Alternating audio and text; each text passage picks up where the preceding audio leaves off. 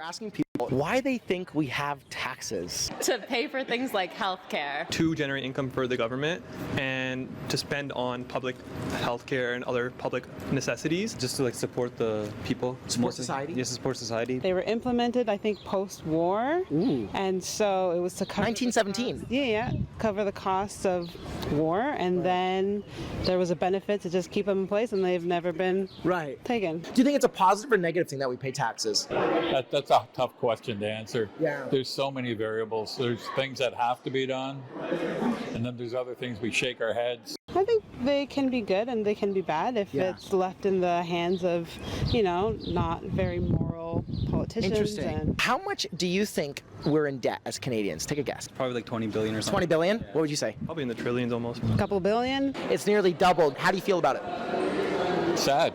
Yeah. And mad at the same time. A couple $1 billion in debt. Boy, I wish. 2.1 trillion, as I mentioned in segment 1 when we opened the show.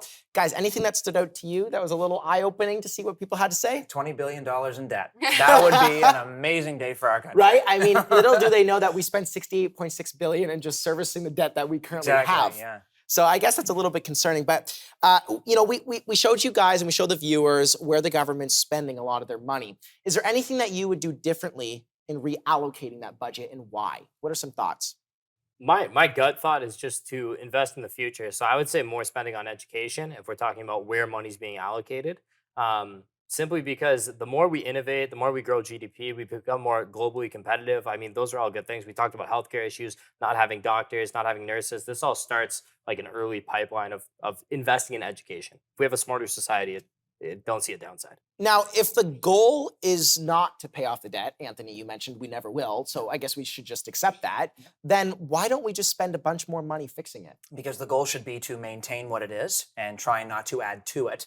So rather than grab the company credit card and go on a spending spree, we should actually sit down, allocate what we need to do, how we build the economy of tomorrow, how we fund education and healthcare moving forward, and craft a budget around that. You can't be all things to all people, and that's unfortunately what all governments have been doing in our country for the last 20 years. Now, but how much, so if we care so much about keeping it where it's at, obviously we care about how much we go in debt. But to the average person, they don't understand how debt affects their everyday life. I mean, we did discuss, $1,700, $2,700 a year that we pay.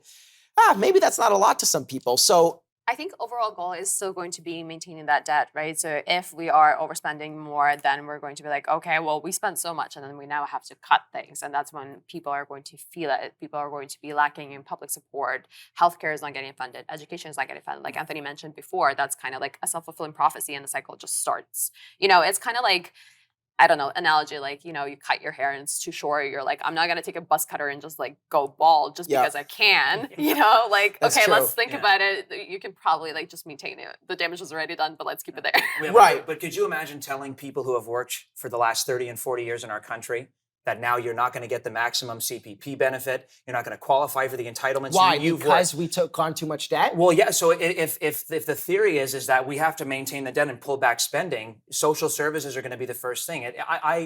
There's an article in the National Post saying why millennials are not going to get the full Canada pension benefit when we retire. So what is the motivation now to work for the next 30 years and pay into that system? Interesting. Right? Interesting. It devalues what we hold as originally valuable. Yeah, the other thing we have to talk about too, which obviously is outside the scope of the show, but something to consider, especially when we're talking about CPP and things like that, is inflation. I mean, we're talking about nominal values, but what's the real value? What's going to be the real buying power of what you're owed at the end of your working career and things like that? So we have to be mindful of that and control that, right? Because otherwise, sure, you might get X thousands of dollars a month, but what's that going to buy you? A chocolate bar?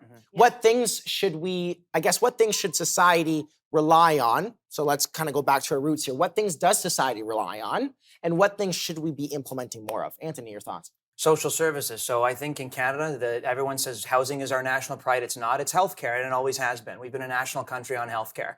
So that has to be at the forefront. You can't have a population that's working if they're not healthy. Education. What are we educating on? Education isn't just books, like nose in the books university. We are lacking trades. Trade school needs to be huge in the next budget for the next decade. We can't build things if we don't have tradespeople.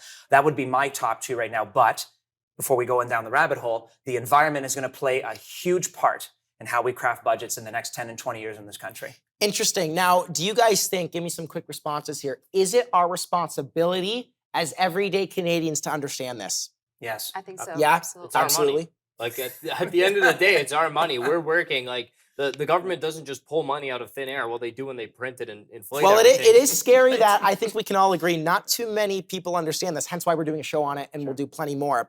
So next up, is a debt a means to a better tomorrow? We'll be right back. I'ma rule the world, yeah.